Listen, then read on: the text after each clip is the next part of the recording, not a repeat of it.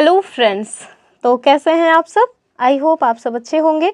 चलिए हम लोग घटना चक्र देख रहे हैं आर को, जो 27 जुलाई को एग्ज़ाम होना है उसको टारगेट करते हुए। आज हम लोग जियोग्राफी का टॉपिक 4 डिस्कस करेंगे और इसमें हम लोग 2-3 टॉपिक एक साथ डिस्कस कर लेंगे, क्योंकि एक एक टॉपिक से 2-4 क्वेश्चंस पूछे गए हैं। अगर हम लोग केवल 2-4 क्वेश्चंस डिस्कस करेंगे तो बहुत टाइम लगेगा, फिर ये कंप्लीट ही नहीं हो पाएगा। इसलिए हमने 3-4 टॉपिक एक साथ लिया है। चलिए देखेंगे। और इससे पहले आगे बढ़ें, अगर आप लोग पहली बार आए हैं तो चैनल को सब्सक्राइब कर लीजिए, वीडियो को लाइक करें और अपने फ्रेंड ग्रुप में शेयर ज़रूर कर दिया करिए। चलिए सबसे पहला क्वेश्चन देखेंगे और उसके पहले देखिए टॉपिक कौन सा है। तो देखिए टॉपिक का जो नाम है वो है भारत के राज्य और केंद्र शासित प्रदेश। तो 2-4 क्वेश्चन इससे हैं। इसके बाद हम लोग अपवाह तंत्र और जो हमारी जनजातियाँ हैं ये सब देखेंगे। तो देखिए आपसे क्या पूछ रहे हैं, ये क्वेश्चन कई बार पूछा गया है। कह रहे हैं कि भारत के किस राज्य को सिलिकॉन स्टेट के नाम से जाना जाता है। ये मैंने अंग्रेजी में ट्रांसलेट करके भी लिखा है। अगर आप लोग कहेंगे कि आपको बायलिंगुअल चाहिए तो हम इसको हिंदी इंग्लिश दोनों में ही लाने का प्रयास करेंगे। ऑप्शंस देखें, गोवा, आंध्र प्रदेश, कर्नाटक या फिर केरला। ठीक है, तो आपको बताना है कि कौन सा राज्य है जिसे हम लोग सिलिकॉन स्टेट के नाम से जानते हैं, यानी सिलिकॉन स्टेट। तो अकॉर्डिंग टू ऑप्शन इसका जो सही उत्तर है वो क्या हो जाएगा, वो हो जाएगा अपना कर्नाटका। यानी कि जो कर्नाटक है उसको हम लोग किसके नाम से जानते हैं, इसे हम लोग आईटी पावर हाउस या सिलिकॉन स्टेट के नाम से जानते हैं। ठीक है, और याद रखिएगा कि कर्नाटक में ही भारत की सिलिकॉन वैली के नाम से प्रसिद्ध जो बेंगलुरु शहर है वो है, इसी वजह से हम लोग इसको सिलिकॉन स्टेट कहते हैं। ठीक है, अगले क्वेश्चन की बात करेंगे हम लोग। यहाँ आपसे पूछ रहे हैं बताइए छत्तीसगढ़ की सीमा उभयनिष्ठ नहीं है। अर्थात आपको बताना है कि जो स्टेट्स दिए हुए हैं इनमें वो कौन सा स्टेट है जिसके साथ छत्तीसगढ़ की जो बॉर्डर है वो नहीं लगती है। ऑप्शंस देखें, महाराष्ट्र, बिहार, उड़ीसा और आंध्र प्रदेश। तो इसका जो सही उत्तर है वो बी वाला हो जाएगा। क्यों? क्योंकि बिहार के साथ आप देखिए छत्तीसगढ़ की बॉर्डर नहीं लगती है, जबकि महाराष्ट्र के साथ भी इसकी बॉर्डर शेयर होती है, उड़ीसा के साथ भी और आंध्र प्रदेश के साथ भी। तो आप देखिए सपोज दैट आप यहाँ पे छत्तीसगढ़ का मैप बनाइए। ठीक है, तो छत्तीसगढ़ का जो मतलब कि नॉर्थ वेस्ट वाला रीजन है उधर से आप देखेंगे कि मध्य प्रदेश के साथ इसकी बॉर्डर लग जाती है। ठीक है, और छत्तीसगढ़ का जो हमारा वेस्ट साइड वाला रीजन है यानी कि पश्चिम वाला है, वहाँ से आप देखेंगे कि महाराष्ट्र के साथ इसकी जो सीमा है वो साझा होती है। आप इसके ईस्ट साइड में आप देखिए तो किसके साथ इसकी सीमा साझा होती है, तो ईस्ट साइड में इसकी जो सीमा है वो उड़ीसा के साथ साझा हो जाती है। और अगर आपसे पूछें कि भैया बताओ जो इसका सदर्न रीजन है उस मतलब वहाँ पे किसकी बॉर्डर लगती है, तो एकदम छोटी सी बॉर्डर इसकी आंध्र प्रदेश के साथ जो है वो साझा हो जाती है। यहाँ बिहार आता है, लेकिन बिहार के पहले आप देखेंगे कि झारखंड आ जाता है। इस वजह से इसकी जो सीमा है वो बिहार के साथ साझा नहीं होती है, बल्कि उत्तर प्रदेश के साथ इसकी जो सीमा है वो साझा हो जाती है। ठीक है, तो एकदम नदर्न रीजन जो हमारा इसका एकदम नदर्न रीजन है, एकदम नॉर्थ है, वहाँ पे आप देखेंगे यूपी की सीमा, और जो है नॉर्थ ईस्ट साइड में इसकी जो बॉर्डर है वो झारखंड के साथ लग जाती है। लेकिन इसकी बॉर्डर कहीं से कहाँ तक आपको बिहार के साथ साझा होती हुई नहीं दिखेगी। ठीक है, तो मैप में होता तो ज़्यादा अच्छे समझ आता, पर हमने फिर भी बताने का प्रयास किया है। आप एक बार मैप में इसको जरूर देख लें। अगले क्वेश्चन की बात करेंगे। कह रहे हैं कि निम्नलिखित में से कौन सा एक सुनियोजित राजधानी नगर नहीं है। तो ऑप्शंस देखिए, चंडीगढ़, भुवनेश्वर, बेंगलुरु या फिर गांधीनगर। तो इसका उत्तर जो हो जाएगा वो हो जाएगा ऑप्शन सी वाला, यानी कि बेंगलुरु। ठीक है, अगले क्वेश्चन की बात करेंगे। कह रहे हैं कि देश का किस राज्य का हिस्सा राष्ट्रीय राजधानी क्षेत्र में सम्मिलित नहीं है। तो आपसे पूछ रहे हैं कि जो नेशनल कैपिटल रीजन है जिसको हम एनसीआर बोलते हैं, दिल्ली एनसीआर, उसमें कौन सा हिस्सा शामिल नहीं है। ऑप्शंस देखें, दिल्ली, उत्तर प्रदेश, हरियाणा और मध्य प्रदेश। तो इसका जो सही उत्तर है वो क्या हो जाएगा, वो हो जाएगा एमपी, यानी कि डी वाला। अब देखिए इसमें एमपी की बॉर्डर नहीं लगती है, यूपी की लग जाती है, हरियाणा की लग जाती है और जो राजस्थान है इसकी भी बॉर्डर लग जाती है। ठीक है, आप लोग पता करिए कि हमारे यूपी के कितने जो ज़िले हैं जो एनसीआर क्षेत्र में आ जाते हैं। ठीक है, कई बार ये क्वेश्चन पूछा गया है कि मतलब कि कौन कौन से ज़िले एनसीआर में शामिल हैं, तो इसको कॉमेंट ज़रूर करिएगा। चलिए अगला क्वेश्चन देखेंगे। और जो हमारा अगला क्वेश्चन है वो कह रहे हैं कि सूची 1 में राज्य दिया है और सूची 2 में राजधानी दी गई है और इसको सुमेलित कीजिए और सही उत्तर का चयन कीजिए। अब देखिए, अब जो ट्रेंड है ना उसमें आपसे आज भी राजधानियां पूछी जाती हैं, लेकिन वर्ल्ड लेवल पर जो राजधानियां हैं वो पूछी जाती हैं, स्पेशली जो मतलब कि करंट अफेयर में चर्चा में रहे हों, कोई वहाँ पे समिट हुई हो या किसी देश में कोई राष्ट्रपति या कोई भी तरह की घटना हुई हो जो बहुत चर्चा में रहा हो, इस तरह के जो राजधानियां हैं वर्ल्ड लेवल पे वो खूब पूछी जाती हैं। 1-2 क्वेश्चन उससे पूछा जाना तय है। लेकिन अब यहाँ ये क्वेश्चन पुराना है तो हम लोग इसको डिस्कस कर लेंगे, ठीक है। और मेरे ख्याल से अब भारत देश की जो राजधानियां हैं वो आपसे आरो यारो जैसे मतलब कि इतने कठिन एग्जाम में नहीं पूछी जाएगी, लेकिन फिर भी हम लोग डिस्कस कर लेंगे। तो इसमें क्या बताना ही है, आपको पता ही होगा। असम की राजधानी दिसपुर है, मिजोरम की हो जाएगी आइजोल, गुजरात की हो जाएगी गांधीनगर, मणिपुर की हो जाएगी इम्फाल। तो इसमें कुछ है नहीं, इस वजह से टाइम नहीं लॉस करना। अब हम लोग देखेंगे जो हमारी प्रजाति या जनजातियां हैं वो खूब पूछा जाता है। लगभग 1 से 2 क्वेश्चन पूछना एकदम कंफर्म है। पीसीएस भी पूछता है और आरओ आरओ भी पूछता है। तो चलिए देख लेंगे। कह रहे हैं कि निम्नलिखित में से कौन धौलाधर श्रेणी की प्रमुख जनजाति है। ऑप्शंस देखें, अबोर, गद्दी, लेप्चा और थारू। इसका जो सही उत्तर है वो क्या हो जाएगा, वो आप देखिए। जो गद्दी जनजाति है ना वो हिमाचल प्रदेश की जनजाति है, लद्दाख वगैरह में भी ये मिल जाती है। तो इसका जो सही उत्तर है ये बी वाला हो जाएगा, ठीक है। यानी कि जो गद्दी जनजाति है वो आपको धौलाधर श्रेणी में मिल जाएगी। इसमें यहाँ पे मतलब कि कुछ और भी जनजातियाँ पाई जाती हैं, जैसे हमने देखा गद्दी तो पाई ही जाती है, इसके अलावा जो लद्दाखी है वो भी इधर मिल जाएगी धौलाधर श्रेणी में। गुज्जर जो है वो भी मिल जाएगी, ठीक है, गुज्जर। और जो बकरवाल नामक एक जनजाति है वो भी आपको यहाँ पे मिल जाएगी। और इसके साथ साथ आपको लाहौली और बारी जो जनजातियाँ हैं वो मिल जाएंगी धौलाधर श्रेणी में, ठीक है। तो इसको थोड़ा याद रख लीजिएगा। तो अगले क्वेश्चन की बात करेंगे। कह रहे हैं कि निम्नलिखित राज्य या केंद्र शासित राज्यों में जो जारवा जनजाति है आपको बताना है इनका निवास स्थान कहाँ पे है। ऑप्शन देखिए, अरुणाचल, लक्षद्वीप, छत्तीसगढ़ या फिर अंडमान निकोबार। तो इसकी जो मतलब इसका जो सही उत्तर है वो तो हो जाएगा डी वाला, यानी कि जो हमारा बे ऑफ बंगाल में द्वीप है अंडमान निकोबार द्वीप समूह, उसकी जनजाति है ये जारवा जनजाति, ठीक है। तो इसको आप याद रखें। और एक बात याद रखना है कि ये जो जारवा जनजाति है ना ये अंडमान निकोबार की तो जनजाति है ही, इसके साथ साथ ये भारत देश की सर्वाधिक प्राचीन यानी कि सर्वाधिक पुरानी जो जनजाति है वो भी मानी जाती है। और दक्षिणी अंडमान द्वीप और मध्य अंडमान जो द्वीप है वहाँ पे ये निवास करती है। तो ठीक है, तो ये जो जारवा जनजाति है कहाँ मिलेगी आपको, तो दक्षिणी जो अंडमान है वहाँ पे मिल जाएगी, और साथ में जो मिड यानी कि मध्य अंडमान है वहाँ पे ये जनजातियाँ आपको मिल जाएंगी। चलिए अगला क्वेश्चन देखेंगे हम। यहाँ आपसे पूछ रहे हैं कि निम्नलिखित जनजातियों में से कौन सी जनजाति है जो केरल में पाई जाती है। आपको बताना है चेंचू, लेप्चा, डफला या फिर डाफर। तो इसका जो सही उत्तर है वो क्या हो जाएगा, तो आप देखिए जो चेंचू नामक जनजाति है ना ये आपको मिल जाएगी कहाँ पे, केरला में, ठीक है। तो जो चेंचू जनजाति है ये कहाँ पे मिलेगी, केरला में। अगर आप लोग कहेंगे तो हम जनजातियों पे एक सेपरेट वीडियो बना देंगे, क्योंकि जनजातियों से खूब क्वेश्चंस पूछे जाते हैं। तो जो चेंचू नामक जनजाति है ये कहाँ पे मिल जाएगी आपको, तो ये केरल में मिल जाएगी। आगे चलेंगे हम लोग इसके बारे में कुछ और जान लेंगे। तो जो लेप्चा जनजाति है ना, यहाँ पे जो लेप्चा दिया हुआ है इसको जानिए कि ये कहाँ की है, तो लेप्चा जो है वो सिक्किम की है, ठीक है, सिक्किम की है। ये जो डफला जनजाति है उस दिन हमने डफला पहाड़ियाँ पढ़ी थी अरुणाचल प्रदेश में, आपको याद है, अगर आपने देखा होगा तो याद होगा।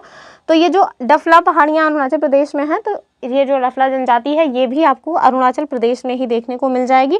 और असम के भी कुछ भागों में जो डफला जनजाति है ये पाई जाती है। जो आप देख रहे हैं चेंचू ना, ये आपको आंध्र प्रदेश के नल्लामलाई क्षेत्र की मूलतः जनजाति है, लेकिन कुछ भागों में ये केरल में भी पाई जाती है।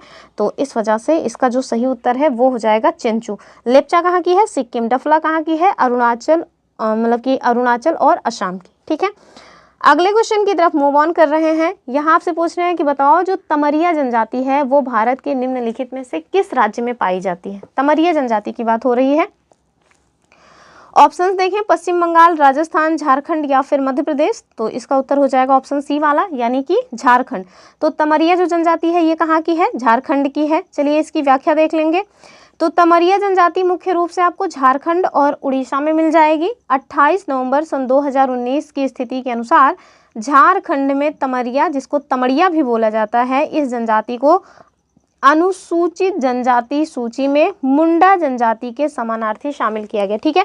यानी कि वर्तमान जो स्थिति है ये तमरिया जनजाति झारखंड में एसटी कैटेगरी में शामिल है। अगले क्वेश्चन की तरफ चलेंगे हम लोग। और अगर अभी तक आपने वीडियो को लाइक नहीं किया है तो प्लीज़ वीडियो को लाइक ज़रूर कर दीजिए। कह रहे हैं कि भारत के निम्नलिखित में से किन राज्यों में थारू जनजाति निवास कर रही है। तो आपको थारू जनजाति के बारे में बताना है। ऑप्शंस देखें, पहला ऑप्शन है बिहार तथा मध्य प्रदेश, दूसरा ऑप्शन है झारखंड तथा मध्य प्रदेश, तीसरा ऑप्शन है छत्तीसगढ़ तथा हिमाचल प्रदेश, और जो चौथा ऑप्शन है उत्तराखंड तथा उत्तर प्रदेश। तो इसका जो सही उत्तर है आपको दिख ही रहा है कि उत्तराखंड और उत्तर प्रदेश हो जाएगा। यानी कि जो थारू जनजाति है ये आपको कहाँ मिल रही है, उत्तराखंड और उत्तर प्रदेश में। ठीक है, तो आप देखिए जो हमारा सेंसस हुआ था 2011 में, यानी कि 2011 की जनगणना के अनुसार जो थारू जनजाति है ना वो उत्तर प्रदेश में कितनी मतलब पाई जाती है। तो उत्तर प्रदेश में इनकी जो जनसंख्या है थारू जनजाति की वो आपको 10 लाख नहीं, दरअसल 1,05,291 है। ठीक है, यानी कि 1,05,291 जो मतलब ये थारू जनजाति के लोग हैं वो आपको कहाँ मिलेंगे, यूपी में। कहीं गलत तो नहीं बता रहे, इकाई दाई सैकड़ा हजार 10,000 लाख, नहीं सही बता रहे, गलत नहीं है। फिर हम देख लेंगे इसके अलावा उत्तराखंड में भी मिली थी, और उत्तराखंड में इनकी जो जनसंख्या थी वो कितनी थी, तो 91,342 लोग जो है वो उत्तराखंड में निवास कर रहे थे थारू जनजाति से। इसके अलावा आप देखेंगे कि बिहार में भी इनकी जो जनसंख्या है वो पाई गई थी, और वो कितनी थी, 1,59,939। ठीक है, तो इस तरह से आप देखिए कि इस तरह से जो थारू जनजाति है वहाँ के मतलब थारू जनजाति के लोग आपको यूपी, उत्तराखंड और बिहार में मिल जाएंगे। ठीक है, आपको याद रखना है कि जो थारू जनजाति है ये उत्तराखंड की सबसे बड़ी, उत्तर प्रदेश की तीसरी सबसे बड़ी, और अगर उत्तर प्रदेश की ये तीसरी सबसे बड़ी है तो इसके पहले कौन सी है, तो इसके पहले जो है वो है गोंड और खरवार। ठीक है, गोंड और खरवार। तो उत्तर प्रदेश की जो 3 सबसे बड़ी जनजातियां हैं वो कौन सी है, गोंड है, खरवार है, उसके बाद आ जाती है हमारी थारू। ये क्वेश्चन बना है कि सबसे ज़्यादा उत्तर प्रदेश में कौन सी जनजाति पाई जाती है, तो गोंड हो जाएगी। ठीक है, तो उत्तर प्रदेश में सबसे ज़्यादा गोंड जनजाति के लोग हैं, फिर खरवार जनजाति है, उसके बाद तीसरे नंबर पर आती है हमारी थारू जनजाति। अगर हम देखेंगे कि ये जो थारू जनजाति है इसकी स्थिति बिहार में कैसी है, तो बिहार में भी ये तीसरे स्थान पे है। बिहार में और 2 सबसे ज़्यादा जनजाति कौन सी है, संथाल और गोंड है। ठीक है, यानी कि संथाल और गोंड के बाद बिहार में भी थारू जनजाति तीसरी सबसे बड़ी जनजाति है। तो और उत्तराखंड की थारू जो है वो सबसे बड़ी जनजाति, यानी कि सबसे ज़्यादा जिस जनजाति के लोग उत्तराखंड में पाए जाते हैं वो थारू है। जबकि उत्तर प्रदेश में सबसे ज़्यादा कौन सी जनजाति के लोग हैं, गोंड है, और बिहार में सबसे ज़्यादा कौन सी जनजाति के लोग हैं, संथाल। ठीक है, तो मेरे ख्याल से आपको चीज़ें कन्फर्म हुई होंगी। अगले क्वेश्चन की तरफ हम लोग चलने वाले हैं। ये देखिए यहाँ पे भी आपसे आदिवासियों के नाम दिए हैं और उनकी अवस्थिति आपसे मतलब दी गई है, आपको मैच करना है। तो देख लेंगे क्या क्वेश्चन है। एक साइड आदिवासी, एक साइड अवस्थिति, सूची 2 ठो दी हुई है, आपको मैच करना है। हमने पहले से ही मैच किया हुआ, चूँकि क्वेश्चन हमने पहले ही सॉल्व करके रखे हैं, तो इस वजह से आपको सामने सामने दिख रहा है कि आप देखिए जो भील जनजाति है कहाँ की है, राजस्थान की। गोंड आपको मिल जाएगी छत्तीसगढ़ में, लिम्बू सिक्किम की है, कोनियाक नागालैंड की है। मेरे ख्याल से भील और गोंड आप लोगों को मतलब कि कंफर्म ही रहा होगा कि कहाँ की है। ये 2 नई जनजातियां हैं, तो इन्हें आप जरूर नोट डाउन करके रखें। कौन सी, एक तो लिम्बूस जो कि सिक्किम की है, कोनियाक ये आपको कहाँ मिलेगी, नागालैंड में। ठीक है, तो इन दोनों को नोट डाउन करके रख लीजिए, क्योंकि ऐसे ही क्वेश्चंस पूछे जाते हैं एग्जाम में, फिर माइंड जो है ना वो चकरा जाता है। चलिए अगले क्वेश्चन की तरफ बढ़ेंगे। ये इसका कूट दिया हुआ है और ये मेंस 2016 में जो हुआ था वहाँ पूछा गया था। तो जनजातियों से इतने क्वेश्चंस पूछे गए थे। अब हम चल रहे हैं अपवाह तंत्र की तरफ। ठीक है, तो अपवाह तंत्र में जो क्वेश्चंस बने हैं उनको देख लेंगे। पहले क्वेश्चन की बात करेंगे। कह रहे हैं कि गंगा नदी किसका उदाहरण है। ऑप्शंस देखिए, पूर्ववर्ती अपवाह का, अनुवर्ती अपवाह का, अक्रमवर्ती अपवाह का, या फिर परवर्ती अपवाह का। तो इसका जो सही उत्तर है वो क्या हो जाएगा, वो हो जाएगा ए वाला, यानी कि पूर्ववर्ती अपवाह का उदाहरण है हमारी जो गंगा नदी है वो।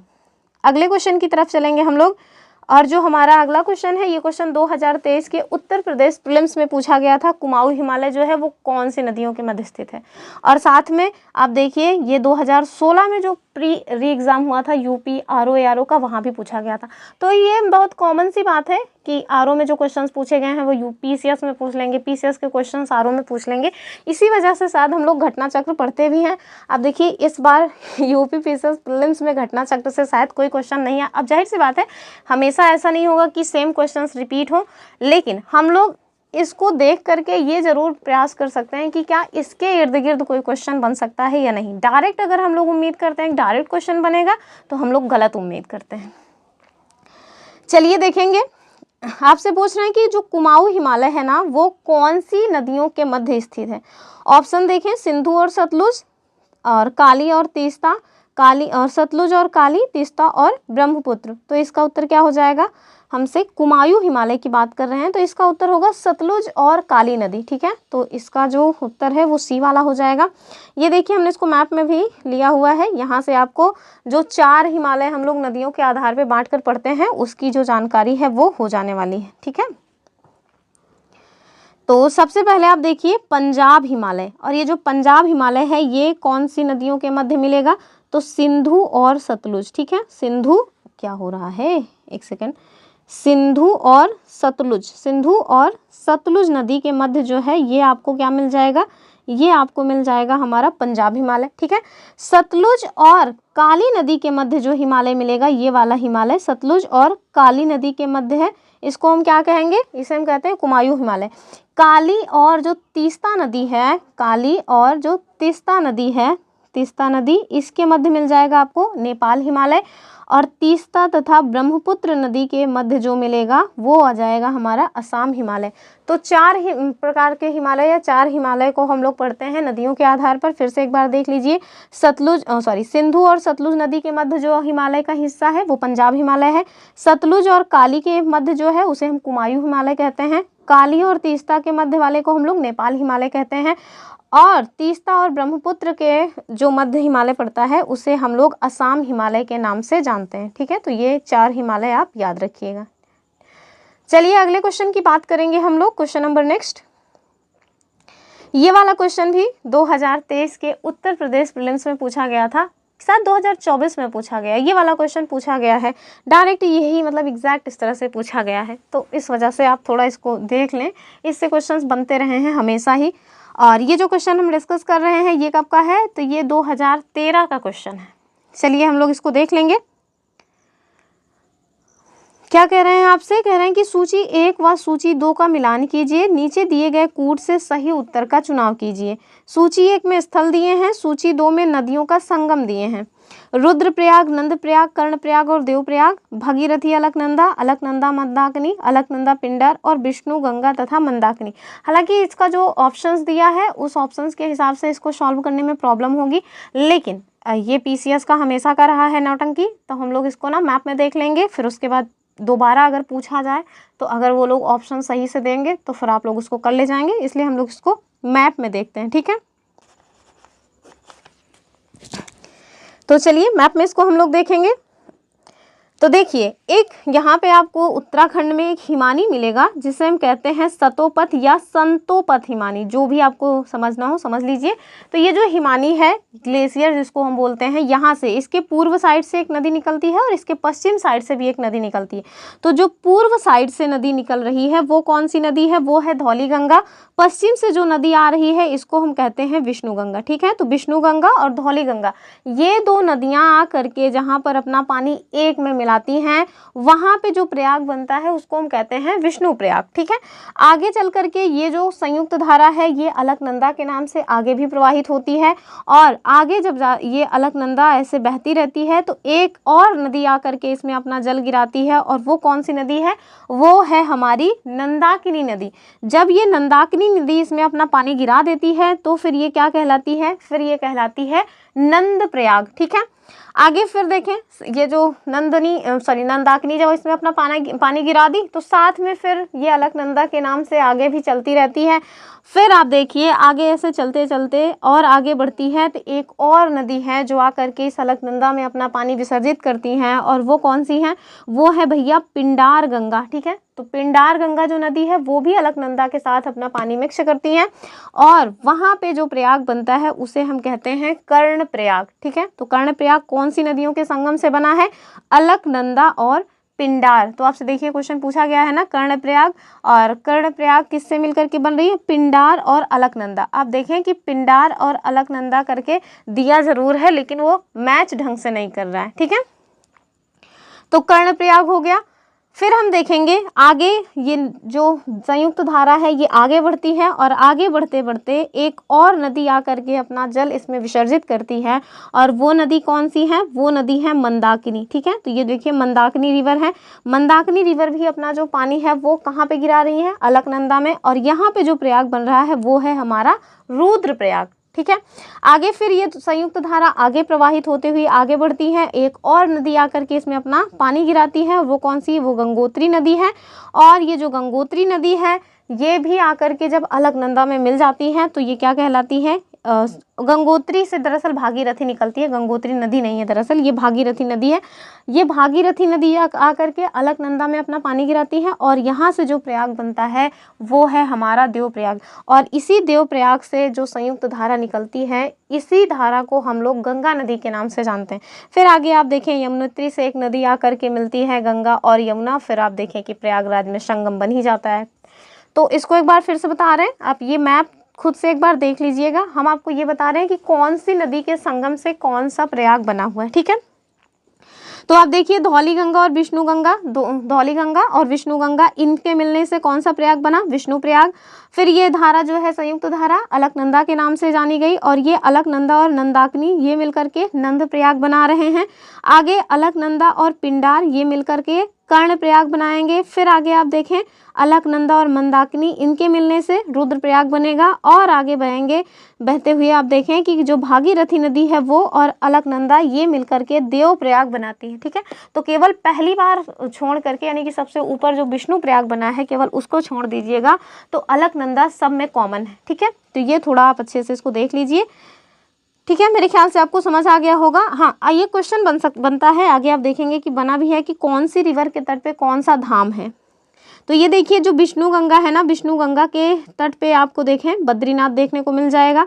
यहाँ देखें मंदाकिनी रिवर के तट पे केदारनाथ धाम है, और जो भागीरथी या गंगो मतलब कि भागीरथी नदी है उनके तट पर आपको ये एक और धाम मिलेगा, और यहाँ पे यमुनोत्री। तो हमसे ना क्रोनोलॉजी भी पूछी जा सकती है कि चलो ईस्ट से वेस्ट मतलब वेस्ट साइड में लगाओ, तो हमें याद रहना चाहिए कि सबसे ईस्ट में बद्रीनाथ है, फिर उसके बाद केदारनाथ, गंगोत्री एंड यमुनोत्री। तो ये जो 4 धाम हैं इनको आप याद करके रखें, बद्रीनाथ, केदारनाथ, गंगोत्री और यमुनोत्री। ठीक है, और ये जो रिवर्स हैं किनके मिलने से कौन सा प्रयाग बन रहा है इसको तो ज़रूर ही याद रखिए, क्योंकि ये क्वेश्चन खूब पूछा जाता है। ये मतलब एक फेवरेट टॉपिक में से एक है। चलिए अगले क्वेश्चन की तरफ चलेंगे हम लोग, और अगर आपको किसी तरह का कोई डाउट रह गया हो तो आप कमेंट करके पूछ लीजिएगा। कह रहे हैं कि निम्नलिखित में से किस नदी के तट पर बद्रीनाथ का प्रसिद्ध मंदिर स्थित है? देखिए अभी हमने देखा था ना कि बद्रीनाथ जो है वो कौन सी नदी के तट पर है, ये देखिए अलकनंदा। ठीक है, अलकनंदा। अगर आपको अलकनंदा ना दिए रहे, विष्णु गंगा भी अगर दिया रहे तो आप विष्णु गंगा भी मार सकते हैं, लेकिन जैसे ऑप्शन दिया रहे हम लोग उसी तरह से क्वेश्चन को सॉल्व करते हैं। तो देख लीजिए इसका जो सही उत्तर है वो क्या हो जाएगा कि जो बद्रीनाथ का प्रसिद्ध मंदिर है वो अलकनंदा रिवर के तट पर है। अब देखिए एक मूवी बनी हुई है साउथ में अलकनंदा करके, उसमें आप देखिए कि मंदाकिनी रिवर के बारे में थोड़ी बहुत जानकारी दी हुई है। अब मुझे नाम शायद थोड़ा कम याद आ रहा है, मेरे ख्याल से बद्रीनाथ शायद मूवी का नाम था, उसमें लड़के का नाम भी बद्री रहता है, और वहाँ पे ना अलकनंदा रिवर की खूब चर्चा है। चलिए अगले क्वेश्चन की तरफ हम लोग चल रहे हैं। कह रहे हैं कि यमुना नदी का उद्गम स्थान है, तो अभी हमने देखा कि यमुना नदी जो है ये यमुनोत्री से निकलती है, लेकिन कोई ना कोई ग्लेशियर होगा तो भैया बंदर पूंछ जो ग्लेशियर है वहाँ से निकलती है। ठीक है, ऑप्शन बी वाला। देखिए एक और क्वेश्चन आया हुआ है, ये आपसे कथन और कारण का क्वेश्चन पूछ रहे हैं। चलिए देखेंगे। कह रहे हैं कि पश्चिमी घाट की नदियां डेल्टा का निर्माण नहीं करती हैं। तो अगर आपने पश्चिमी घाट और पूर्वी घाट के बारे में थोड़ा बहुत भी जानकारी ली होगी तो आपको पता होगा। दूसरा कह रहे हैं कि वे छोटे मार्ग से तीव्र गति से बड़ी कठोर चट्टानों के ऊपर प्रवाहित होती हैं। आपको बताना है नीचे दिए गए कूट से सही उत्तर चुनिए। 1, 2 दोनों सही है, और जो आर है वो ए की सही व्याख्या है। दूसरा कह रहे हैं ए और आर दोनों सही है, किंतु आर ए की सही व्याख्या नहीं है। तीसरा कह रहे हैं ए सही है परंतु आर गलत है, और चौथा कह रहे हैं ए गलत है परंतु आर सही है। तो इसका उत्तर तो ए वाला हो जाएगा। आप लोगों ने पढ़ा होगा कि जो पश्चिमी घाट से निकलने वाली नदियां हैं वो डेल्टा नहीं बनाती हैं, क्या बनाती हैं? एस्चुरी बनाती हैं। जबकि जो पश्चिमी घाट से निकलने वाली नदियां हैं वो डेल्टा ना बना करके एस्चुरी बनाती हैं, जबकि पूर्वी घाट से जो नदियां निकलती हैं वो डेल्टा का निर्माण करती हैं, जैसे महानदी हो गई, लेकिन आप देखिए कि जो पश्चिमी घाट की नदियां हैं वो नहीं बनाती, जैसे नर्मदा रिवर है, उसने मतलब आपने कभी पढ़ा है कि नर्मदा नदी का डेल्टा? नहीं पढ़ा होगा ना। ताप्ती हो गई, नर्मदा हो गई, तो ये सभी ना डेल्टा नहीं बनाती है, एस्चुरी बनाती है। क्यों? क्योंकि ये छोटे मार्ग से तीव्र गति से जो है मतलब कि प्रवाहित होती हैं और इनको मौका ही नहीं मिलता कि ये लोग डेल्टा बनाए। ठीक है, चलिए अगले क्वेश्चन की तरफ मूव ऑन करेंगे। ये क्वेश्चन कई जगह पूछा गया है। यहाँ आपसे कह रहे हैं कि निम्नलिखित में से कौन सी नदी पश्चिम की ओर प्रवाहित होती है, तो आपको बताना है कि पश्चिम की ओर प्रवाहित होने वाली नदी कौन सी है। गंगा, तो गंगा तो भैया इधर ऐसे प्रवाहित होती है, पूर्वी की ओर तो नहीं होगा। नर्मदा आपने पढ़ा होगा कि ऐसे निकल के जाती हैं, और वहाँ पे मतलब जो हमारा क्या बोलते हैं प्रायद्वीपीय भारत है उधर ही अपना जो पानी है अरब सागर में फाइनली गिरा देती हैं। ठीक है, तो ये बता रहे हैं कुल मिला के। और गोदावरी, तो गोदावरी नदी भैया ये भी पूर्व साइड में प्रवाहित होती हैं, तभी तो जा करके उधर अपना डेल्टा बनाती हैं। और यमुना जो है ये देखिए पूर्व साइड में ही प्रवाहित होती है, यमुनोत्री से निकलकर। तो इसका जो सही उत्तर है देखिए नर्मदा हो जाएगा, नर्मदा ही इस तरह से प्रवाहित होती है। तो देखिए विकल्पों में से भारत में पश्चिम दिशा में प्रवाहित होने वाली नदी जो है वो नर्मदा नदी है। आगे आपको बताना है कि गंगा भारत की सबसे लंबी नदी है, गोदावरी प्रायद्वीपीय भारत की सबसे लंबी नदी है। तो ये दो क्वेश्चन बन सकता है। भारत देश की सबसे लंबी नदी कौन सी है? गंगा। प्रायद्वीपीय भारत की सबसे लंबी नदी कौन सी है? तो गोदावरी। जबकि जो यमुना नदी है वो गंगा की सबसे लंबी सहायक नदी है। अगले क्वेश्चन की तरफ चलेंगे। यहाँ आपसे कह रहे हैं कि बताओ जो दामोदर है ना वो जिसकी सहायक नदी है उसका नाम क्या है, यानी कि मुख्य नदी का नाम बताना है। ऑप्शंस देखें, गंगा, तो गंगा की तो नहीं है, हुगली, पद्मा, सुवर्णरेखा, बी वाला हो जाएगा, यानी कि हुगली की सहायक नदी है दामोदर। तो दामोदर नदी जो है वो हुगली की सहायक नदी है। दामोदर जिसे बंगाल का शोक कहते हैं, इसका उद्भव छोटा नागपुर पठार से होता है। तो उद्भव स्थल भी कई बार पूछा जाता है, और इसका जो उपनाम है इसको भी याद रखिएगा कि बंगाल का शोक कहा जाता है दामोदर को, और इसका उद्भव छोटा नागपुर पठार से हो जाता है। चलिए अगला क्वेश्चन कह रहे हैं कि कावेरी नदी का उद्गम स्थल कहाँ से है, और ये उद्गम स्थल हो गया, उनकी सहायक नदियां हो गई। इस तरह के क्वेश्चन हमेशा पूछे जाते रहे हैं। तो कावेरी नदी का उद्गम स्थल हमसे पूछ रहे हैं सह्याद्री। सह्याद्री हमारे जो पश्चिम घाट है ना उसको कह देते हैं। ब्रह्मगिरी पहाड़ी, गवाली घाट या फिर अमरकंटक, तो इसका जो सही उत्तर है वो हो जाएगा बी वाला, यानी कि ब्रह्मगिरी पहाड़ी से। अमरकंटक से आप देखेंगे कि सोन नदी निकलती है। ठीक है, कौन सी नदी? सोन नदी जो है वो अमरकंटक से निकलती है। तो इसका देखिए उत्तर कि कावेरी नदी जो है वो कर्नाटक के कोडागु यानी कि कुर्ग जिले में ब्रह्मगिरी पहाड़ी से निकलकर लगभग 800 किलोमीटर लंबाई तथा 81,155 वर्ग किलोमीटर अपवाह क्षेत्र में प्रवाहित होती है। ये त्रिचुरापल्ली के निकट बंगाल की खाड़ी में मिल जाती है। इसका अपवाह क्षेत्र केरल, कर्नाटक। अपवाह क्षेत्र भी याद रखिएगा कि जो कावेरी नदी है केरल में प्रवाहित होती है, कर्नाटक में, तमिलनाडु में, तथा जो हमारा यूनियन टेरिटरी पुदुचेरी है वहां पर। पहाड़ी के नीचे उतरने के पश्चात कावेरी नदी दक्कन पठार में प्रवाहित होती है, जहां यह श्रीरंगपट्टनम, शिव समुद्रम और श्रीरंगम द्वीपों का निर्माण करती है। तो शिव समुद्रम ये जलप्रपात भी आपको कावेरी नदी पे मिल जाएगा। अगले क्वेश्चन की तरफ चलेंगे हम।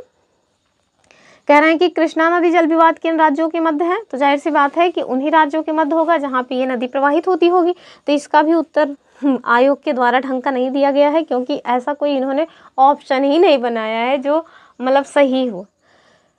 तो कृष्णा नदी जल विवाद आप देखें आंध्र प्रदेश, कर्नाटक और महाराष्ट्र के मध्य 1957 से चला आ रहा है। तो आप देखिए कर्नाटक और महाराष्ट्र इसमें भी है। ठीक है, यहाँ देखिए कर्नाटक और आंध्र, तो देखिए आंध्र और कर्नाटक दो ऑप्शन हो गए।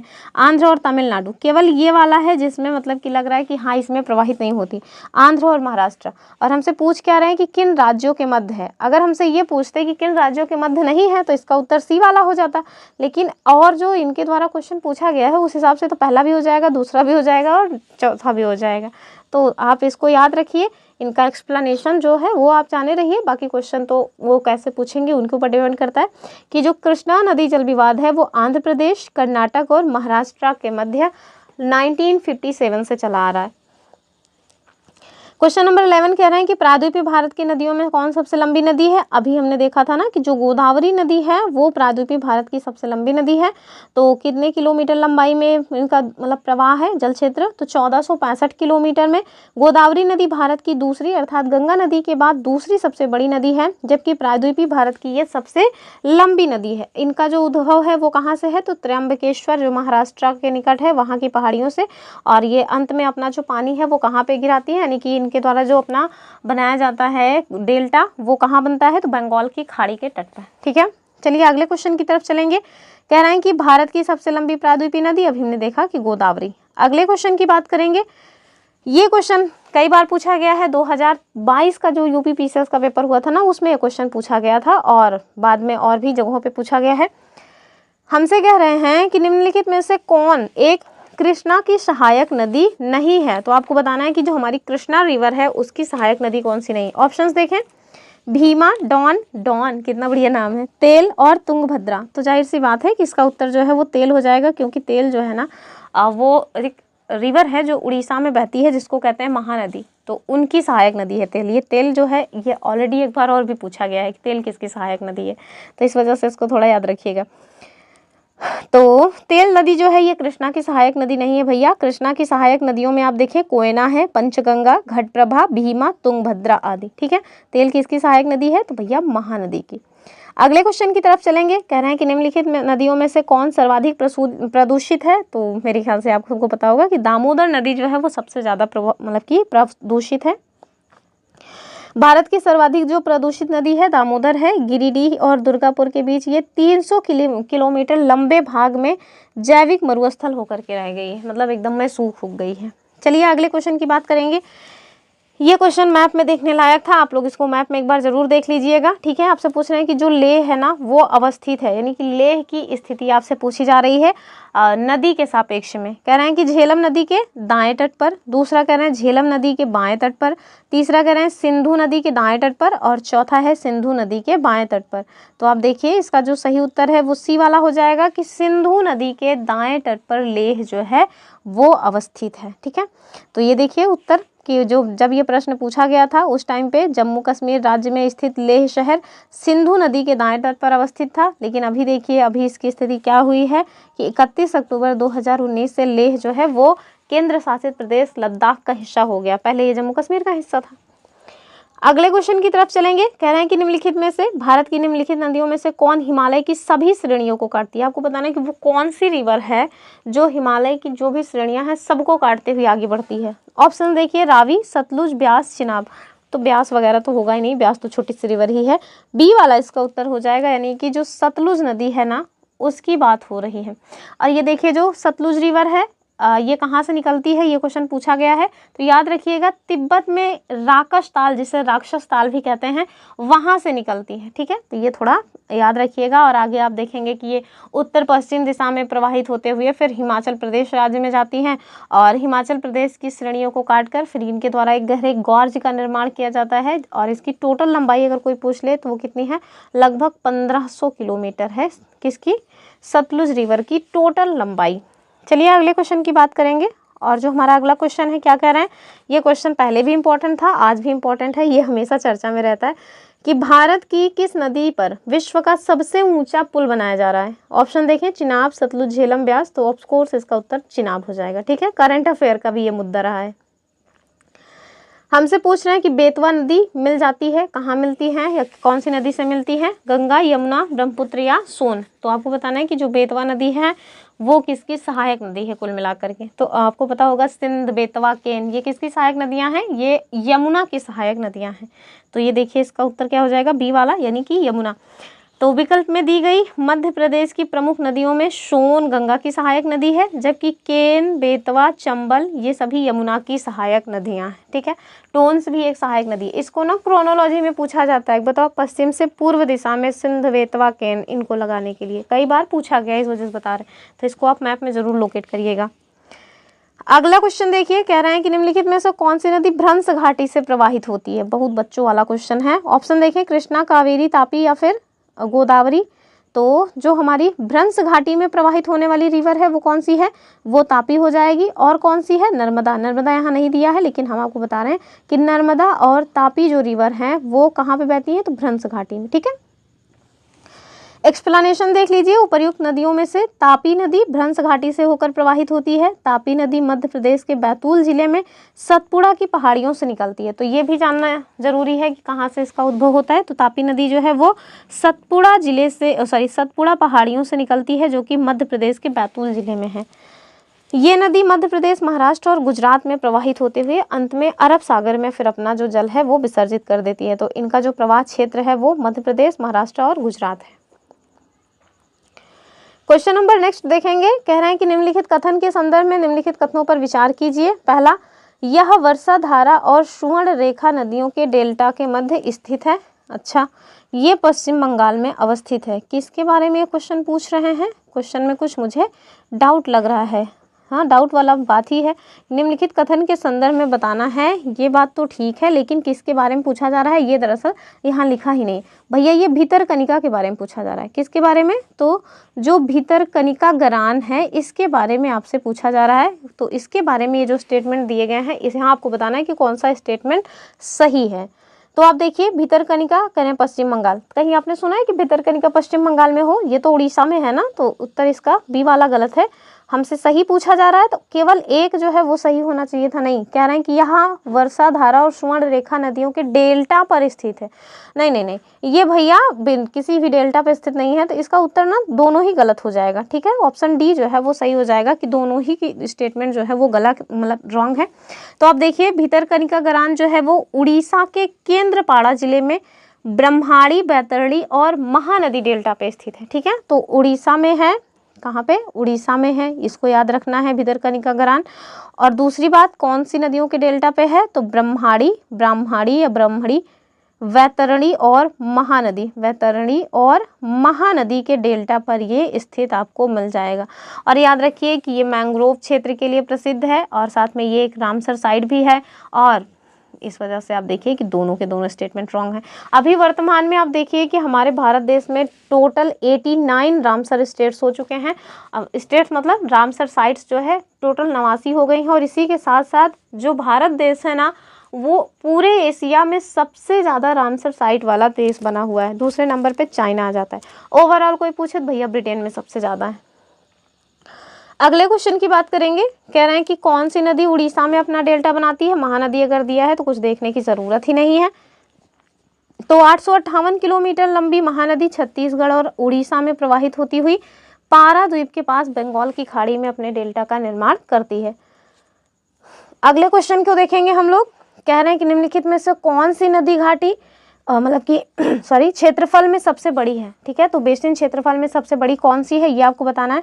कावेरी, महानदी, नर्मदा या फिर ताप्ती? तो इसका उत्तर भी महानदी हो जाएगा। ठीक है, ऑप्शन बी। ये देखिए इसका जो है explanation, India water resource information system, इसकी ये जो है वेबसाइट दी हुई है। इनके आंकड़ों के अनुसार ये जो नदियां दी हैं, इन नदियों का जो घाटी बेसिन क्षेत्र पर है क्रमशः आप देखिए कि कावेरी बेसिन का कितना है? तो 85,624.44 वर्ग किलोमीटर, जबकि महानदी का देखें 1,39,659.15 वर्ग किलोमीटर। इसी वजह से ये सबसे बड़ा है। नर्मदा का देखिए 92,670.51 वर्ग किलोमीटर। तापी अर्थात ताप्ती का 63,922 वर्ग किलोमीटर। ठीक है, तो सबसे ज़्यादा बड़ा किसका है भैया? महानदी का। कितना है? 1,39,659.15 वर्ग किलोमीटर। आगे देखिए कि जो हमारा केंद्रीय जल आयोग तथा अन्य संस्थान हैं, उनके आंकड़ों के अनुसार भी जो महानदी का बेसिन क्षेत्रफल है वो सर्वाधिक है।